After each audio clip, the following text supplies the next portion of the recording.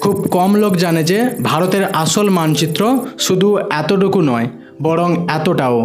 এই নীল সামুদ্রিক এলাকাটি হলো ভারতের এক্সক্লুসিভ ইকোনমিক জোন।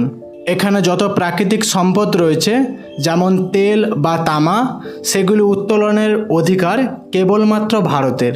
আগে কি হতো যে কোনো দেশের সামুদ্রিক এলাকা তার বেসলাইন থেকে মাত্র 6 কিলোমিটার পর্যন্ত ধরা হতো, অর্থাৎ যে দূরত্বে সেই দেশের কামানের গলা পৌঁছাতে পারে সেখান পর্যন্ত। কিন্তু কোনো আইন না থাকার কারণে অন্য দেশ এসে সেখান থেকে প্রাকৃতিক সম্পদ নিয়ে যেত। এই সমস্যাটি ঠিক করার জন্য 1982 সালে ইউএন একটি সি ল তৈরি করে, যা সমুদ্রকে 3টি ভাগে বিভক্ত করে। প্রথমে টেরিটোরিয়াল সি জোন, যা বেসলাইন থেকে 22 কিলোমিটার পর্যন্ত, যেখানে অনুমতি ছাড়া কেউ প্রবেশ করতে পারবে না। তারপরে টেরিটোরিয়াল সির একটু আগে পর্যন্ত